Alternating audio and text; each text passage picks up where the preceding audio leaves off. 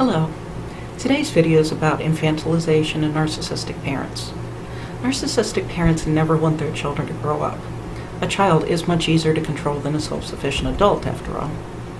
Narcissistic parents accomplish this by making their child feel like they are forever the child. This is done primarily through evil tactics such as making their child feel shame, fear, guilt, also by manipulating the child and reminding him or her who the adult is in this relationship. To show you what I mean, I'll share some examples from my own life.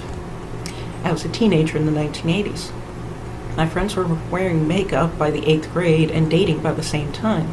I, however, was not.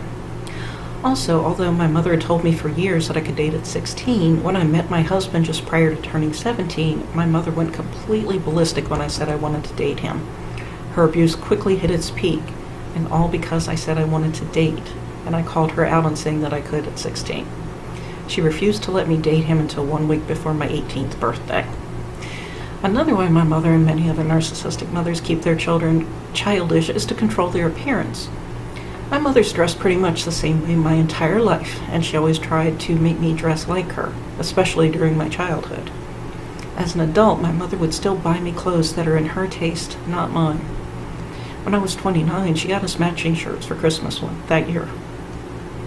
Age-appropriate activities were also discouraged. I was not allowed to get a driver's license until I was 18, and my mother could no longer legally stop me. She did, however, hide my birth certificate and showed it to the employee at the DMV while not allowing me to see it. To this day, I've never seen her copy of my birth certificate. I moved out of my parents' home just after I turned 19, and my mother was livid. She acted like I was betraying her by moving out.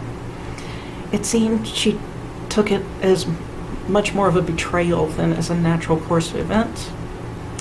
Being on my own didn't stop her infantilizing behavior, though. My mother constantly did little things to show me she disapproved of me.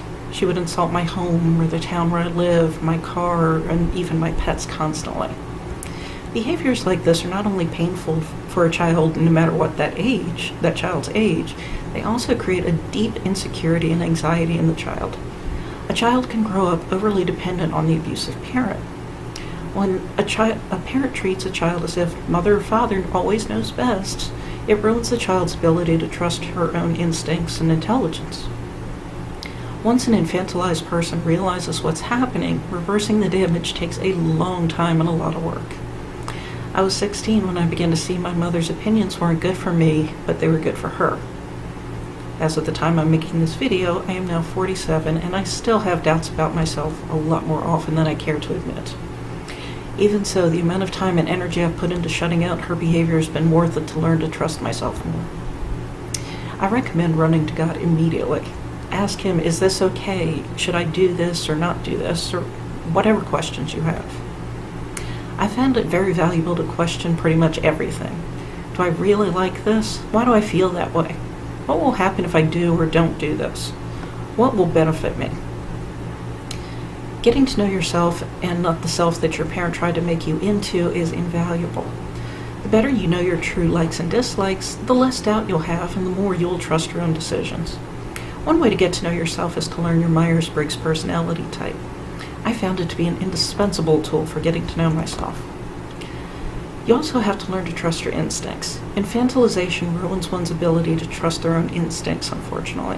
It does get easier, though, the more you do it. As hard as it can be, with prayer and effort on your part, you really can conquer the damage done by infantilization. Thank you for watching my video.